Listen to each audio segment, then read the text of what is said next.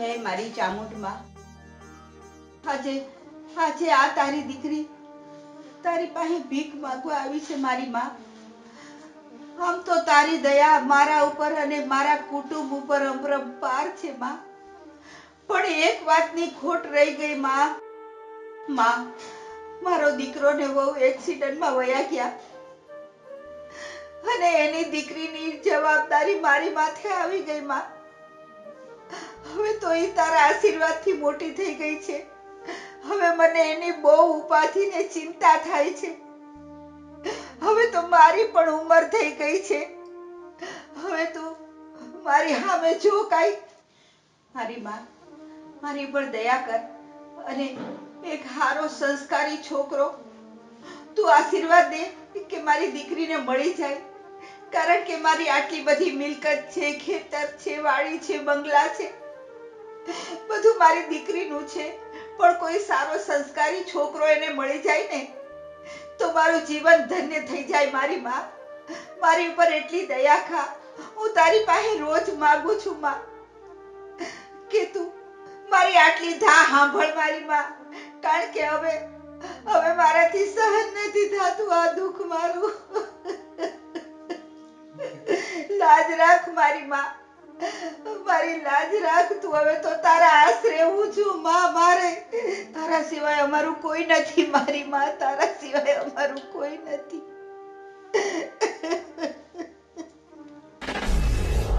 શું છે બા, આખો દિવસ જય ચામુંડમાના નામ જપતા હોય છો.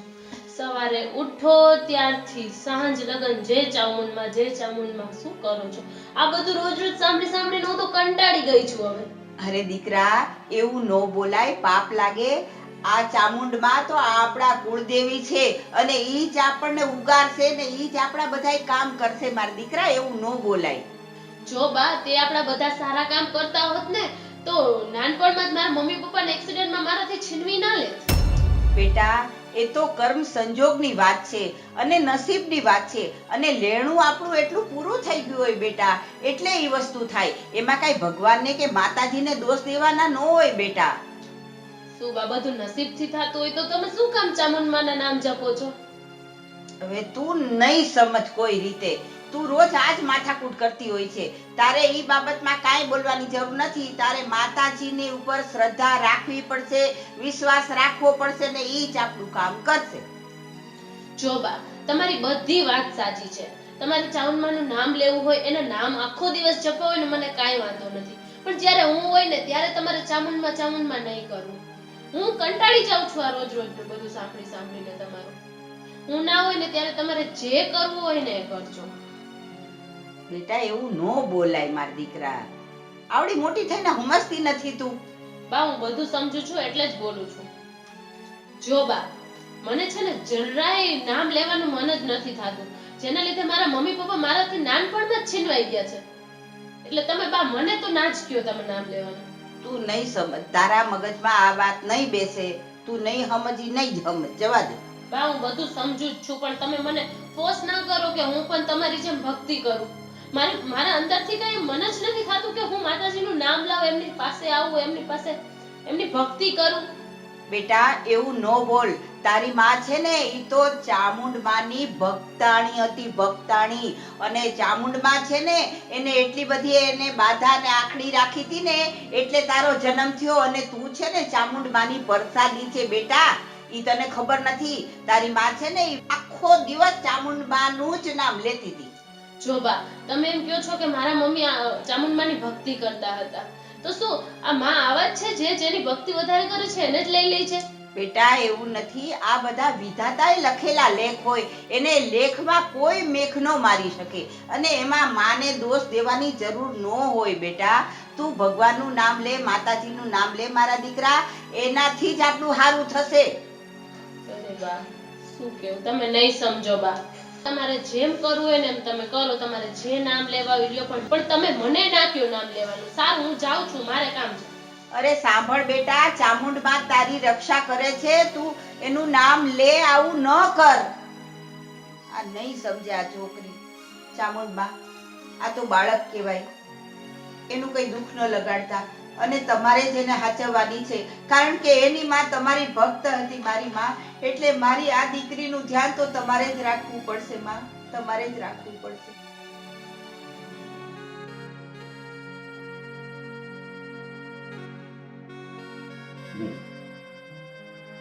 ઓકે ઓકે, થઈ જશે તમે ટેન્શન ન લ્યો, મેનેજ કરી લઈશ. ઓકે, કેટલું મેનેજ કરું?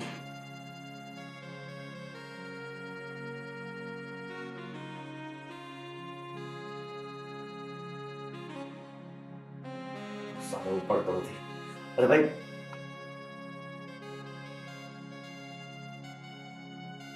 પપ્પા ઓલા પૈસાનું શું થયું? કીધું તો એ તમને મેં. બેટા જો સાંભળ, તું મારી વાત ધ્યાનથી સાંભળી લે. હવે તારે જે કઈ મોજ શોખ કરવા હોય ને તે તારી રીતે કરવા પડશે. તારે તમે કેવા શું માંગો છો? તમે કહેવા હું એ જ માંગુ છું કે આપણી પાસે કાંઈ છે નહીં. કાંઈ છે ને? એટલે બધું તો છે આપણી પાસે. એ બધું ગીરવે છે. વાહ, શું વાહ? તારે ખ્યાલ જ છે ને ધંધામાં લોસ ગયો છે અને બધું બેંકમાં મૂકી દીધું છે. તો એક થોડી એક બેંક છે. હા, બધી બેંકમાં ખાતા છે પણ ઝીરો બેલેન્સ વાળા. વાહ પપ્પા વાહ, હવે તમને પૈસા માંગે એટલે વાંધો આવે કે? જો બેટા, તું પૈસા માંગે ને મને જરાય વાંધો નથી. તું યાર મોજ કર, જલસા કર, પણ હવે તારા પૈસે કરવા પડશે. તારે કંઈક મેનેજ કરવું પડશે, બાકી મારી પાસે તને દેવા માટે કાંઈ છે નહીં. વાહ પપ્પા વાહ, એમને આ બધું મને શીખવાડ્યું કોને? આ જલસા કરતા, હે આવી રીતે રહેતા તમે જ ને. તો હવે કા ફરી ગયા? બેટા હું ફરી નથી ગયો, મારી પરિસ્થિતિ એવી થઈ ગઈ છે, તું સમજતો કેમ નથી? પરિસ્થિતિ કાંઈ નહીં, આ તો પૈસા માંગ્યા ને એટલે તમને વાંધો આવ્યો. એના કરતા કહી દો કે નથી દેવાય એમ. જો મેં થોડા ઘણા પૈસા રાખ્યા છે મારી પાસે, એ આપણા ગુજારા માટે થઈને. ભાઈ એ તો પાછા થઈ જાય ને. હમણાં તમારા દોસ્તારે કીધું હોત તો ન આપત તમે એને? અમે પાર્ટીમાં જાવ તો કેમ ને તમે આપત પૈસા? મેં ત્યાં 3 ફોન કર્યા, બધાએ મોટા ફેરવી દીધા છે. કોઈ પૈસો દેવા તૈયાર નથી આપણને. તમારા બહાના હે આ બધાય.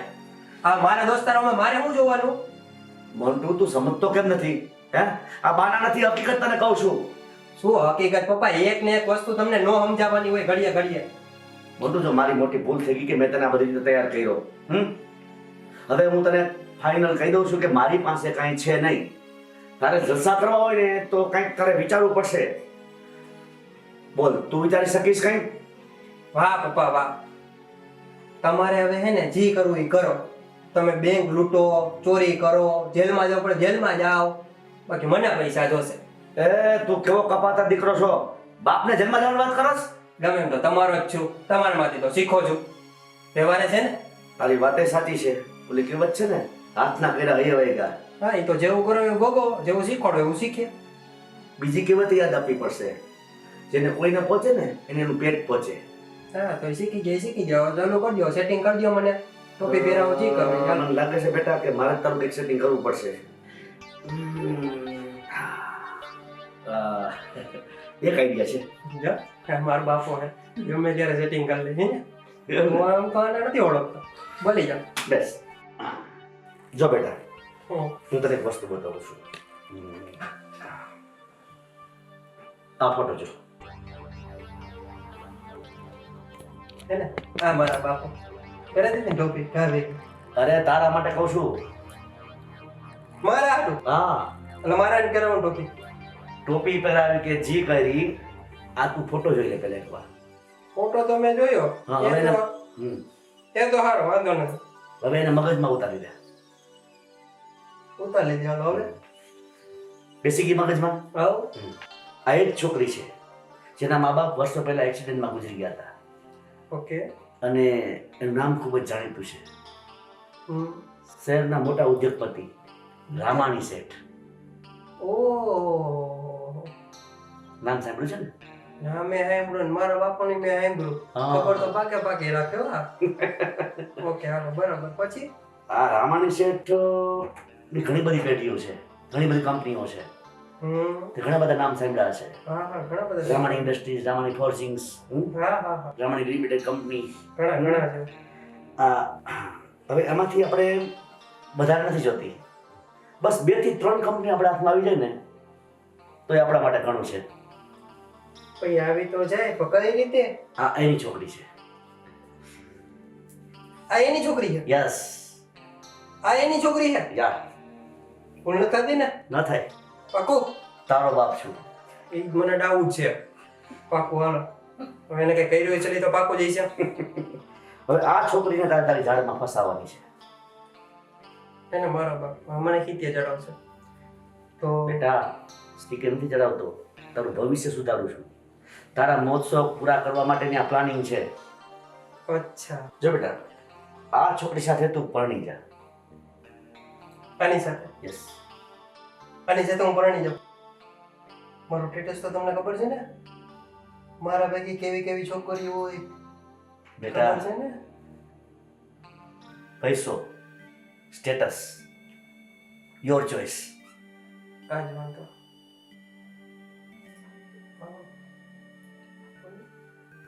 બોલ, સ્ટેટસ કે પૈસો? કાંઈ વાંધો નહીં હાલ. જો હું તને એક વાત સમજાવું, સ્ટેટસ તો આપણું જે છે એ છે અને જતું પણ રહેશે.